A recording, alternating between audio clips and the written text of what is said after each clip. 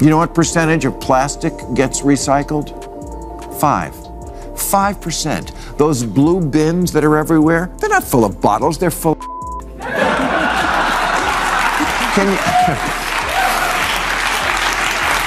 Can you blame us for being a little cynical when you find out that all that plastic that we've been painstakingly separating out for the last 20 years all goes to the same place anyway?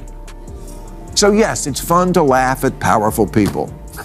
That's how I can afford to fly private. New rule, we may not be able to do much about the weather, but we do need a better plan for putting out a burning city than waiting for rain. America is so partisan now that even when there's a disaster of any kind, so many people choose to defend their own team, even over death. A lot of Democrats in this one-party state this week went right to, don't blame politicians, you can't do anything about the wind. Which is exactly half true, the wind part. Yes, fire is a tough fight out here, and yes, global warming absolutely makes it worse. But that's largely out of our control. What are we going to do, pass a ballot measure to make sure Chinese stop burning coal? We've organized countless summits, drafted endless regulations, and listened to speech after speech about protecting the planet. Yet somehow, the situation keeps slipping out of control. The oceans are struggling to breathe. The air grows heavier with pollution. And despite all the shiny awareness campaigns, real progress feels like an illusion. Something clearly isn't matching the story we're being told. That's why Bill Maher has stepped forward to call out the political showmanship, empty commitments, and double standards behind it all. Things are about to get intense, so stay ready. I tried to do my part for the environment. I never had kids. The one thing worse for the planet than private jets. It's true, because then they have kids. I had the first generation Prius in 2001. It looked like a Tylenol gel cap. I was always handing my keys to valets who were driving a better car than me. I had the first Tesla in 2010, and honestly, both these cars sucked. The Tesla came up to about here on me. If I had a hard-on, I couldn't fit in this thing. This time, Maher's frustration cuts deep. He's pouring everything he has, his money, his hours, his energy, into actually caring for the planet. Yet the people who create the rules often seem completely detached from the real consequences. While he works to shrink his carbon footprint, switches to cleaner vehicles, and upgrades to efficient technology, many public figures preach responsibility with voices that don't match their actions.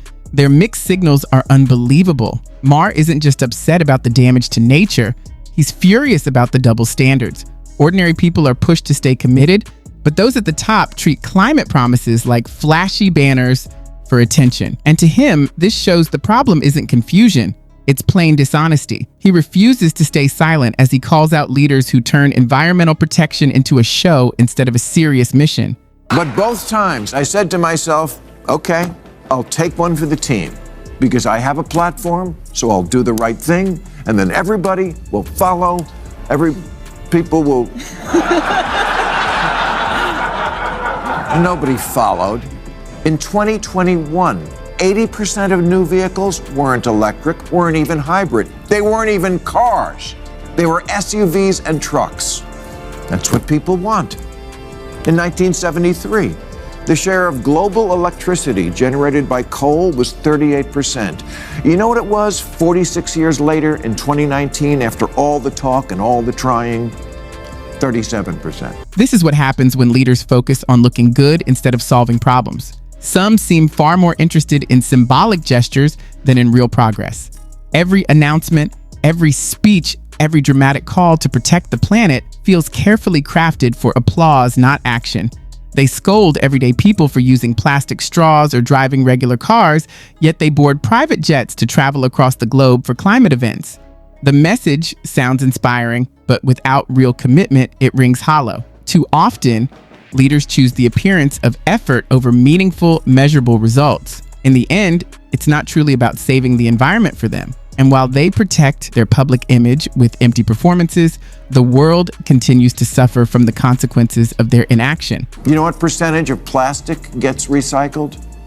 5%. Those blue bins that are everywhere, they're not full of bottles, they're full of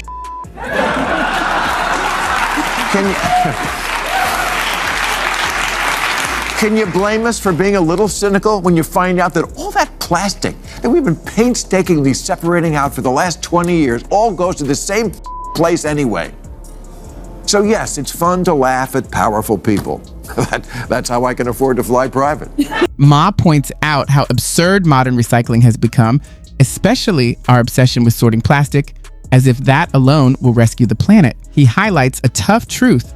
Most of those neatly separated plastics still end up in the same landfills as regular trash. So what's the point of all this organizing, labeling, and pretending? According to Ma, it serves mainly as a convenient show for leaders who want to look environmentally responsible without taking meaningful steps. It's environmental performance at its finest. We've been led to believe that placing a bottle in a blue bin can transform the world, when in reality, it barely moves the needle. Ma argues that the real problem lies with the people in charge, who keep repeating comforting stories instead of delivering real solutions. But we need to get serious.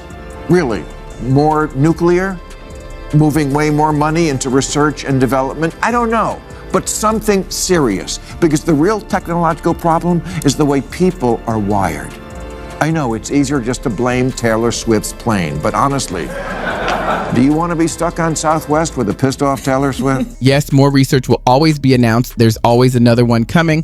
But how much does it really change? Sometimes it feels as if each new study adds another layer of paperwork rather than real progress. Even with billions poured into investigations and reports, workable solutions seem painfully slow to appear, and the same organizations leading these major studies often send mixed signals through their own choices. It becomes a loop of contradiction dressed up as progress. There's plenty of data, endless talks, and constant gatherings, yet very little true action. Maher's point hits hard. Without accountability, research becomes just another method for powerful groups to look active while accomplishing nothing. We've stopped chasing solutions and started chasing excuses, even though the clock is ticking faster than ever. New rule, we may not be able to do much about the weather, but we do need a better plan for putting out a burning city than waiting for rain. America is so partisan now that even when there's a disaster of any kind, so many people choose to defend their own team, even over death. A lot of Democrats in this one-party state this week went right to, don't blame politicians, you can't do anything about the wind. Which is exactly half true, the wind part. Yes, fire is a tough fight out here, and yes, global warming absolutely makes it worse. But that's largely out of our control. What are we going to do, pass a ballot measure to make sure Chinese stop burning coal? On this point, I completely agree with Ma. We may not control the forces of nature, but we can take meaningful steps to avoid making situations worse. Take the wildfires in California, for example. They've become almost a yearly disaster, yet many could have been reduced or even prevented.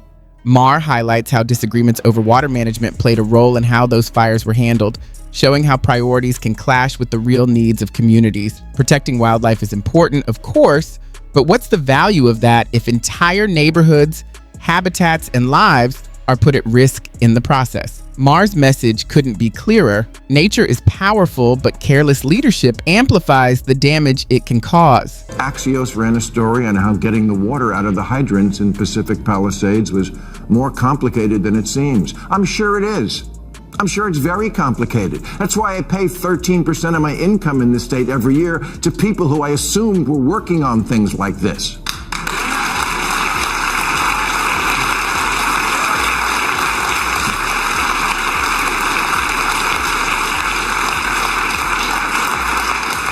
When asked why so many of the hydrants in the Palisades ran out of water, Governor Newsom said the local folks are trying to figure that out. Yeah, you got to do that before the fire.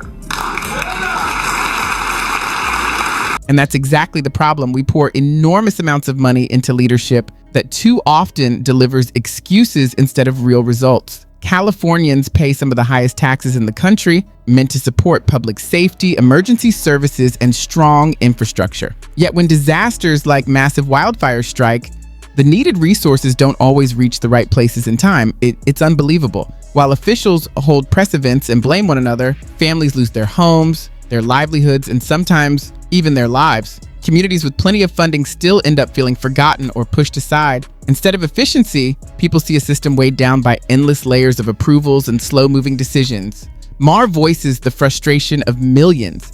How can one of the richest states in America be so unprepared when the moment truly matters? Under the mask of government, its failures are hurting the very voters who depend on it. At least in the Palisades, the hydrants were still there. 300 other ones around the city are just gone, stolen for parts. One of the 3 reservoirs for the Palisades was offline at the one time of year when it was most needed. LA's Mayor Karen Bass, the Nero of American politics, was fiddling in Ghana while the city burned and later placed the blame on 8 months of negligible rain and winds that have not been seen in LA in at least 14 years. Yeah, that's not that long a time. Maybe look in the history books to see how our ancestors handled it back in 2011. It's not as if California officials were unaware that fires were coming. These days, they've become almost a seasonal certainty. Fires have always been part of the state's landscape with or without strong winds. Ignorance isn't the problem, it's negligence. They've had years, even decades to prepare. Clearing dry brush, upgrading infrastructure, and ensuring water systems can handle emergencies. Yet instead of taking real action, they hold press conferences, make lofty promises, and pat themselves on the back for being ready. Then, as another predictable fire erupts, they scramble to control the chaos they should have foreseen. It's a tiresome, repetitive cycle. Californians don't need more meetings or lectures, they need competence. Maher's critique resonates because he exposes what everyone can already see: leadership that talks confidently but falters when it matters most. The mayor said about cuts to the fire department's budget, there were no reductions that were made that would have impacted the situation.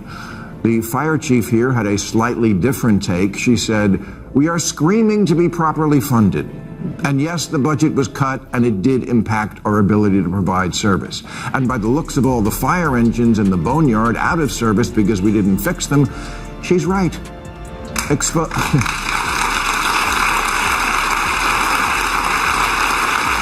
How can anyone justify cutting funds for something as essential as the fire department? It raises countless questions. These are the people who protect communities from disaster, yet when budgets tighten, they're often the first to face reductions. The consequences are predictable: fuel tanks run dry, fire trucks go unrepaired, and hydrants fail when lives hang in the balance. When disaster strikes, politicians rush to spin the story, blaming broken equipment or unexpected circumstances, but the reality eventually comes out.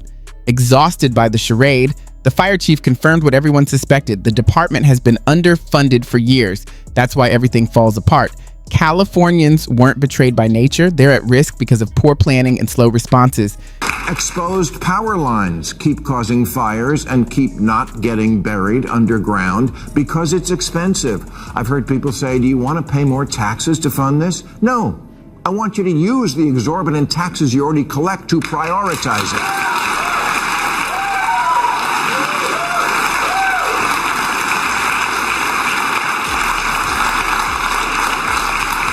The power lines that cut through Topanga weren't upgraded because it endangered an herb, the milk vetch, which sounds like something they serve at Passover.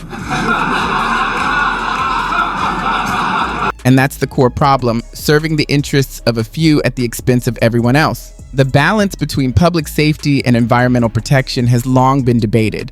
In California, officials decided that preserving the natural environment outweighed securing or burying exposed power lines, which are known to spark wildfires. The result? People were displaced, entire neighborhoods turned to ash, and billions of dollars in property were lost. Critics argue that these decisions were driven more by conflicting priorities than by the real impact on human lives. It's a clear example of misguided goals disguised as virtue. Protecting the environment is admirable, but when safety is compromised in the process, something has gone terribly wrong. Maher's frustration reflects what many feel. Complex, controversial policies often make California's crises worse. His point is simple and undeniable. Solutions exist, but progress falters when leadership and execution aren't aligned. Politicians prioritize politics over people, cut fire budgets while raising taxes, and preach climate responsibility from private jets. Until leaders truly lead rather than perform, hypocrisy disguised as good intentions will continue to cause devastation, both in policy failures and in wildfires. That wraps up today's video. If you enjoyed this content, please click like and subscribe to the channel. Thank you for watching, and I hope to see you again soon.